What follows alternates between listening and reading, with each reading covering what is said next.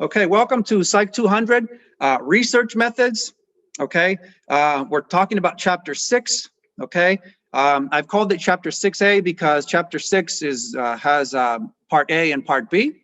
Okay, as I presented, and we're talking about experimental research, and we talked about several things already on Monday, and today we're going to continue talking about experimental research. Today we're going to talk about the control groups. Right, two types: the no treatment control group, placebo control groups, and then we'll get into other things. Okay, experiments have to have a control group. Okay, remember, experiments have usually a treatment group, a group of people that receives some treatment. They maybe receive alcohol, marijuana, exercise, something. They get exposed to something that you're hoping will change their behavior or something. Maybe their mood, maybe their thinking. Mostly behavior is what we look at. And you need a group to compare with. You need a control group. And there's different kinds of control groups. There is a no treatment control group, which is a control group, a group you use for comparison that doesn't get any treatment. They don't get any alcohol. They don't get any marijuana, no exercise. So they get nothing of that, okay? And you only need these people to compare with those that have gotten something. So the no treatment control group provides a standard of normal behavior, right? This is what normally happens when you don't get anything, right? That's the control group. No, so a standard of normal behavior for comparison with the treatment condition.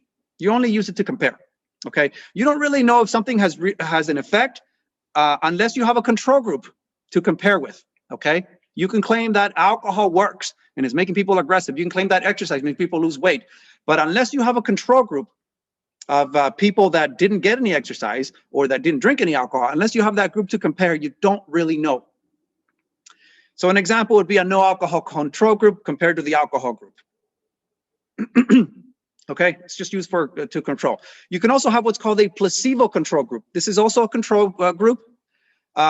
These people don't get the real thing. Okay, people get a placebo, they get an inactive substance. So if you're talking about alcohol being the independent variable, the treatment group, right, the experimental group gets alcohol, real alcohol. The placebo group would get fake alcohol, for instance. Okay, if you're talking about marijuana, the placebo control group might maybe get some fake marijuana. I don't know what that would look like or that would smell like, but people who get a placebo, they get something that's inactive, something that doesn't work. Okay, placebos can have an effect on behavior due to what participants believe.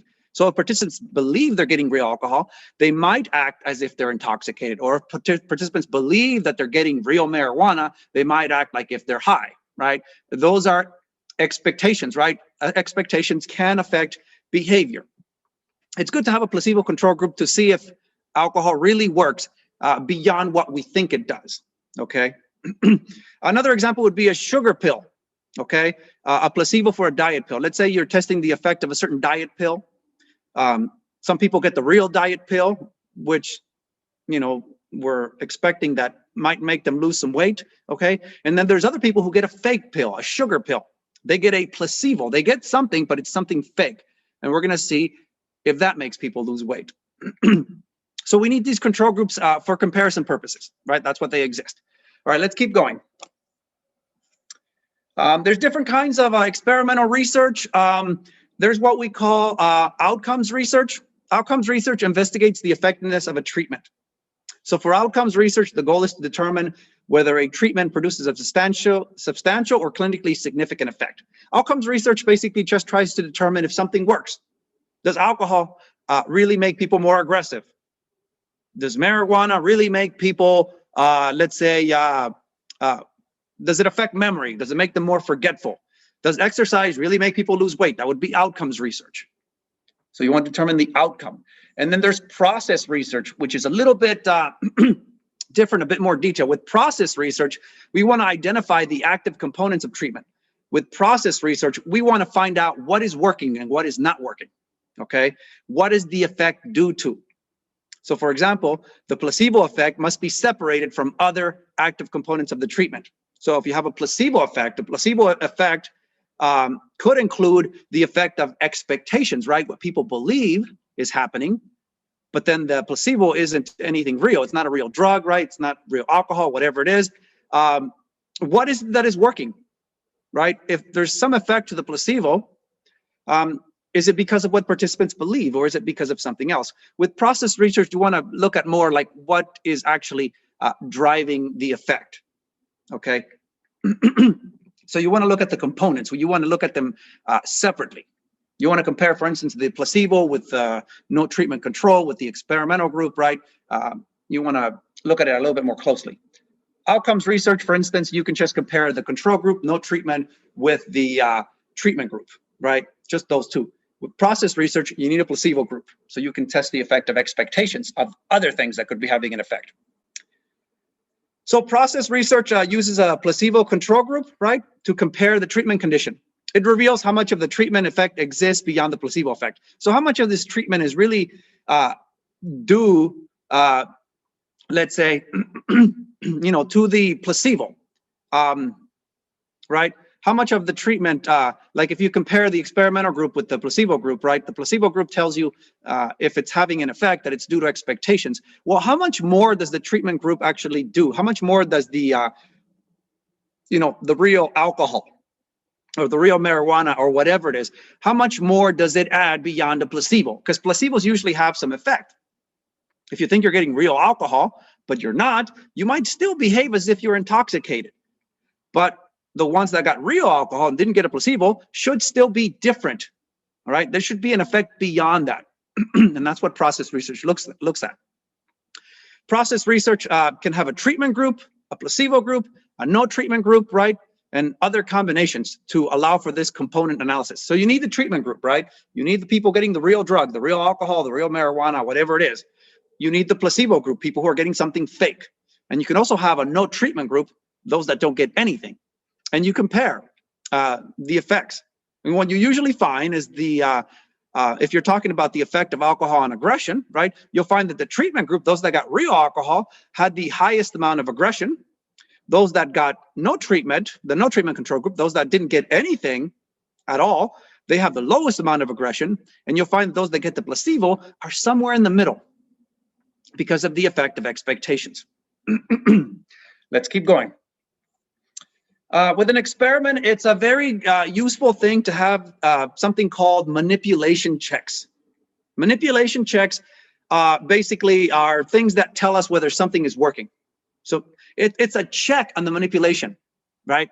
Remember, if the manipulation, right, if the independent variable is alcohol, that's the manipulation, okay? You want to check that alcohol is working, okay? That's a manipulation check. So you can directly measure whether the independent variable had the intended effect on the participant. So if you're studying the effect of alcohol on aggression and you gave alcohol to participants, you need to check to make sure that it's actually getting them drunk. And you can do that very easily with a breathalyzer. Okay, that's a manipulation check. You don't just give people alcohol and assume that it's working. You have to check that it's working. If you're going to anger participants, you need to check to see if they really are angry. So those are manipulation checks. There are ways to check the manipulation. You can explicitly measure the independent variable. You know, like I said, you can measure the level of intoxication with a breathalyzer. Okay, or you can ask specific questions. You can ask participants if they feel intoxicated, if they feel drunk, right? You can ask specific questions about the manipulation in a questionnaire completed by participants after the experiment. If you tried to make participants angry, if that was your manipulation, then you can ask them, did you feel angry? If you tried to make them happy, right? If you try test the effect of, let's say, happiness on, let's say, how generous people are, then you have to ask them, you know, how happy did you feel? So those are manipulation checks. You have to check that things are working. More about manipulation checks. Some examples here. If you manipulated mood, for instance, you can have a mood measure filled out at the end of the experiment. So if you try to, let's say, alter their mood, you try to put some of them in a good mood, some of them in a bad mood, and some of them in a neutral mood, okay? You have to have some measure at the end that asks them, you know, how did you feel? You know, did you, were you in a good mood? Were you happy? You know, or did you feel frustrated, angry? Were you in a bad mood? You ask them, and they rate themselves on these things. They fill out this questionnaire after the experiment, okay? Participants can be asked if they also noticed the manipulation. Participants can be asked if they noticed something. like praise versus criticism. There could be an experiment where participants are praised, let's say, after they complete an activity, they're told they did well. And there could be an experiment in which they're criticized, right? They're told they did badly, right? That's the manipulation that says, well, you have to check if they actually notice. You can ask them, how did the researcher respond when you failed to complete the task? Or when you didn't do very well? You know, how did the researcher respond? Did the researcher praise you? Did the researcher, was the researcher nice to you? Was the researcher mean to you? Things like that, okay? You ask them. More about manipulation checks. Manipulation checks are particularly important in 4 kinds of situations, right? One of those is participant manipulations, where you do something to participants, you manipulate them in some way. So if frustration is manipulated, you need to check that participants felt frustrated.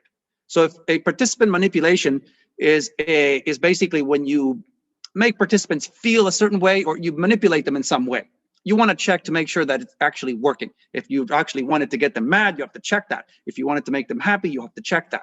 Is it actually working? Okay. There are also subtle manipulations, manipulations that may be overlooked or they may be missed. Okay. So you have to check these things. Like if there's an experiment, let's say, where the manipulation, let's say, is to actually smile at the participants versus, let's say, not smile at them, you probably have to ask them, you know, did the experimenter smile at you, right? Because it's something that could be easily missed. Maybe you give them a smile, right? Or something like that, to basically, it's like saying, okay, you did well, or I'm happy with you, or something like that, right? You need to ask them if they notice that, because it could be very easily missed. Maybe they didn't notice that. Maybe they were looking away. They were looking at their phone or something like that. Simulations, which we're going to talk about in a moment. Simulations, right, are when you simulate something, you try to make something seem real, like it's the real thing, right? The effectiveness of a simulation depends on participants' perceptions and acceptance. So like, for instance, if you have a flight simulator, a driving simulator, right? You have to ask them if it felt real to them. Did you actually feel like you were flying, right? Did you feel like you were actually driving? Those are simulations. You try to, you know, basically recreate something in the laboratory that would happen in the real world, okay? Like, for instance, let's say you're testing distracted driving, right? Like participants being on their phones while they're driving, which actually happens a lot. Now, it would be dangerous to do that in the real world with a real car and have participants be on their phones. But you can do a simulation where you can have a machine that simulates driving, where it looks like you're driving, but you're not really driving. And there's a screen, it makes it look like you're driving, going through the roads, right? And you can see how participants, you know, react, you know, when they're looking at their phones versus when they're not. Okay, you have to ask them, right, if it actually felt real to them, if they actually felt like they were driving, for instance, or if they say, no, this felt fake, I didn't feel like I was driving at all. You have to check that, right? It's a manipulation check. There are also placebo controls, right? You have to ask about the credibility of placebo, whether they thought the substance was real. So for instance, if you use fake alcohol in an alcohol experiment, you should ask participants, you know, do you believe you consumed real alcohol? And you might find out the participants didn't really buy it, that they basically say, no, I knew this was fake. Or maybe they thought it was real, right? You have to ask them to see if the placebo is actually working. Let's keep going. I feel like I'm talking too much. Let's talk more about simulations, okay? There's different kinds of experiments, and some of them, you know, could be simulations. That's a criticism of experiments, by the way, is that they're often you know, not good representations of the real world. Like, for instance, if you study the effect of alcohol on aggression and you have participants drink in a laboratory and then you give them some chance to behave aggressively, some people could argue that, well, that's not like the real world. That's not the way it happens in the real world. They don't drink by themselves in some, you know, room where it's boring and there's nothing else going on. That's usually not the way it happens. So this probably, you know, doesn't generalize to what happens in the real world. Well, you can increase the external validity. You can make it so that an experiment is more likely to generalize. The findings are more likely to generalize if you do, let's say, a simulation or a field study. A field study is a study that's done out in the real world, which I'll talk about in a moment. And a simulation is a study where you recreate the conditions of the real world in an experiment. So a simulation is where you try to make the experiment seem more real. okay? You can simulate or closely duplicate the natural environment in which the behaviors being examined would normally occur. So you can make the little room, let's say in the laboratory, look like a little singles bar, okay? Or make it look like a nightclub, or whatever it is, like a place where they would actually hang out and drink. You can make it look like that, okay? So you can duplicate the physical characteristics of the environment or the atmosphere and mood, right? An example would be a flight simulator that I mentioned already, right? It would be dangerous for them to run an experiment in a real aircraft. And of course, that would be very expensive. And flight simulators are also expensive, but that's just an example of a simulation, right? Participants can get into this machine that makes it look like, like you're flying, or into a machine that makes it look like you're driving, or a machine that makes it look like you're in a roller coaster. If you've been to Universal Studios, right, they have rides, at least the last time I went, where you get into like what looks like a roller coaster, but it's not going to go anywhere. And there's a screen in front of you, and the thing moves up and down, and the screen, shows you certain things, and it feels like you're really on the roller coaster. But it's a simulator. It's not actually going anywhere. That's a simulation. You can do experiments. You can try to make them more real by creating a simulation. You don't always need fancy equipment like a flight simulator, a driving simulator, or whatever it is.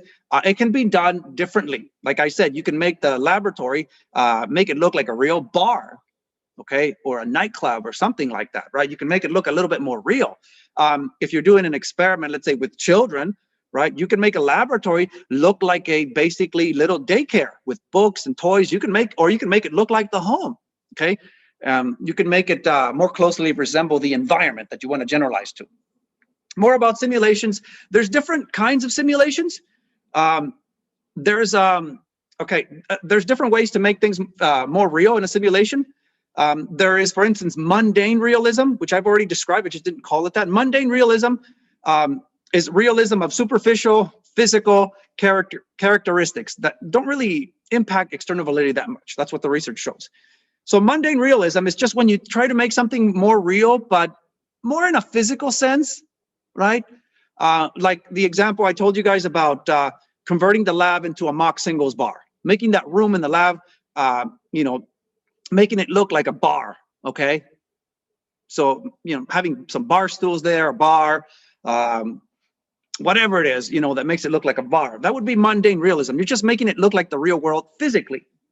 And that's not very effective according to research. That doesn't really impact external validity that much. It doesn't really increase the ability to generalize that much. Experimental realism is a bit more convincing. Experimental realism concerns psychological aspects where participants become immersed and behave normally.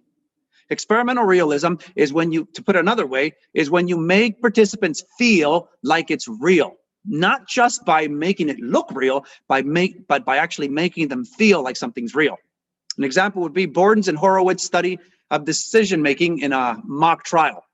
You can do an experiment that has to do with decision-making, where participants pretend to be people on a jury that have to decide the outcome of something, like maybe an election, or maybe whether somebody goes to jail.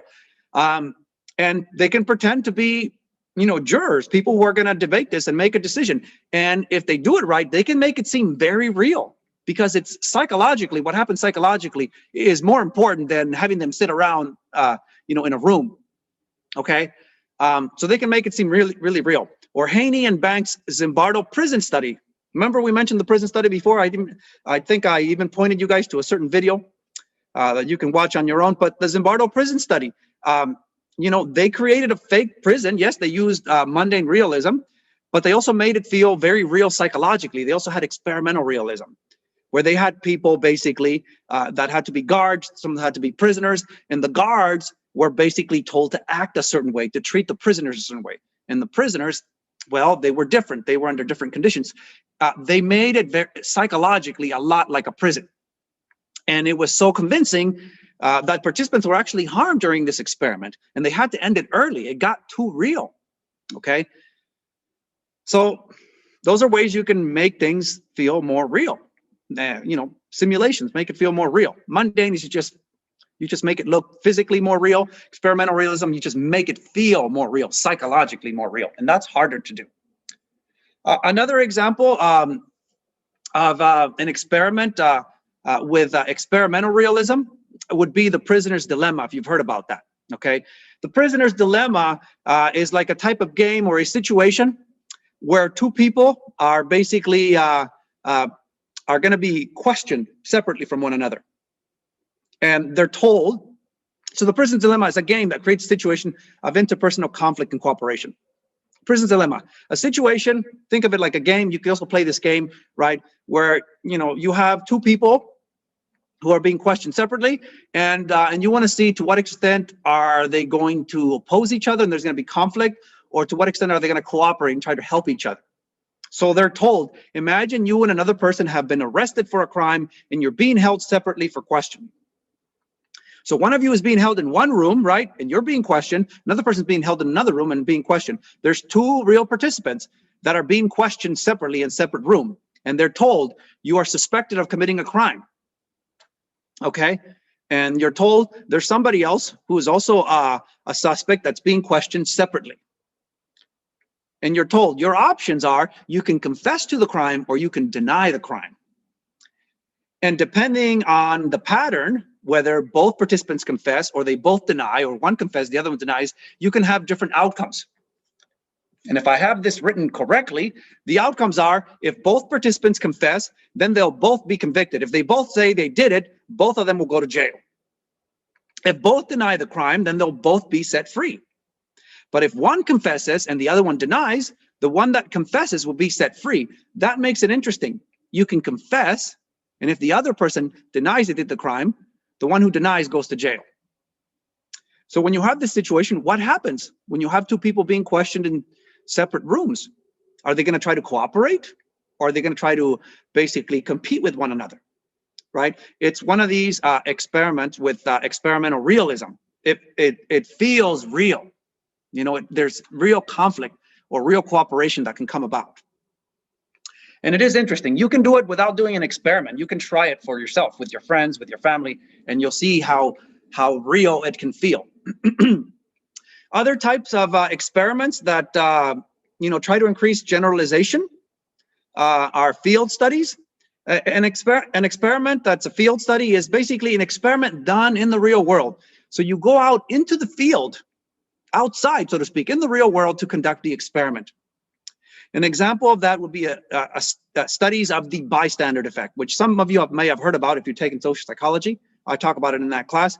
But the bystander effect is basically an effect where basically there's an emergency happens, somebody needs help, and you want to see the extent to which other people are willing to help. And what you usually find is that when somebody needs help, let's say somebody collapses in a subway, somebody falls, let's say, and needs help. What usually happens is when there's a bunch of people around, they just look at each other and nobody helps. That's called the bystander effect. If somebody collapses in a subway car again, but this time, let's say there's only one person there, then that person feels more responsible and is more likely to help. Okay, so that's the bystander effect. It's basically the effect that when there's several onlookers present, there's several bystanders that witness something bad happen, they're likely basically to not help because they assume that somebody else is going to do it or that it's not an emergency. So the goal is to see the extent to which help occurs in this experiment of the bystander effect. You can do it out in the real world. You can do it in the subway. You can do it out, at a park. You can do it in the mall, right? You can do this experiment in the real world where you just have somebody there that pretends to be hurt, pretends to fall or something, and there's several people passing by there, just going about their normal business. They're shopping or they're at the amusement park or whatever it is, and somebody pretends to fall or be hurt, and you want to see the extent to which people help. That is an experiment done in the real world, and that is, more likely to be generalized because it's the real world. Here's another example: Cialdini, Reno, and Colgren's 1990 study of littering and social norms. This is an experiment took place in a parking garage, amusement park, parking lot, male area of a college room. They did the experiment in several places, okay? Several places in the real world, not in a laboratory. And they want to see the extent to which people will litter, okay? So individuals were presented with a handbill. Okay, so think of that like a flyer. Somebody gives you a flyer. Somebody gives you a piece of paper that says something like, oh, party on Friday, come join us, free booze or something like that. Or one that says, car wash over here, right? Only $5. But they get some kind of flyer, right? Some kind of piece of paper. And then, so individuals are given this piece of paper and they are observed to see how they get rid of it. Okay. What are they going to do? Are they going to throw it in the trash can, right? Or are they going to just drop it on the floor? Then they manipulate the amount of litter that was already present. In some situations, there was already a lot of stuff on the floor. A lot of basically handbills, flyers that are already thrown all over the place. That's like a norm. It's telling you, okay, people usually just throw this away and they just throw it right there on the floor, right? And in other situations, there wasn't much on the floor. So are they going to be more likely to litter if other people have already littered, for instance? That's what they wanted to find out. And it's done in the real world. They did it in a parking garage, right? In other words, in a parking lot, okay? Not parking lot, but one of those buildings that has several floors, right? And it's a parking building, okay? They did an amusement park, in a parking lot, in the male area of the college dorm, right? To make it seem more real. So it's a field study done in the real world. Field studies allow investigation of behavior in a more lifelike situation, thus increasing external validity. So a field study, you do it in the real world, right? And it feels more real. And therefore, you're more likely to be able to generalize and say, this is probably what happens in the real world. The problem is you can lose control of the situation and you risk losing internal validity. Internal validity is about cause and effect. Do you have a good case for cause and effect? Okay.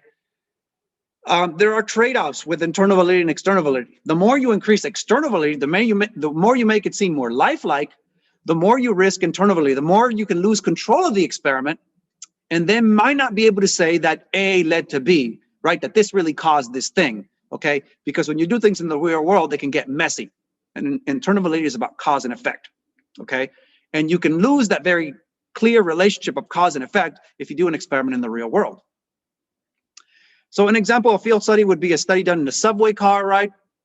Or out in the subway, right? There's no control over who the participants are that are exposed to the conditions. So if you're doing that study on the bystander effect, and let's say you're doing it in the subway station, and somebody pretends to fall, okay? Yeah, that's more realistic done in the real world, but you don't know who's going to be there, right? Who are the participants going to be? Are they going to be more males, more females, right? If they're going to be older or younger, if there's going to be a lot of them or a few, you don't really have control over the situation. People are going about their normal business in the real world, and things can happen, things can change, okay? And you don't have control of that. So you risk losing control of the study. You lose messing up your cause and effect relationship. More about simulations. So simulations allow the researcher to control assignment of participants to treatment conditions. You can still control who's exposed to what. You can still control who gets to see that person, let's say, pretend to fall at the subway station. Okay, you can have a situation where the person pretends to fall, okay, and you can have another situation where they don't, okay, for instance, okay. So, but the participants must accept the simulation as lifelike, okay, and they may not behave naturally, okay. Participants must accept that, okay, this is still the real world, that no one's trying to mess with me, that kind of stuff. And if you have something planned out where you're planning something, right, and it's fake, you're trying to run an experiment in the real world, right, if participants catch on, they may not accept the situation as lifelike. And that can be a problem. Let's keep going. Oh, I guess we're done. Okay, guys, that's it. So I'm going to stop recording.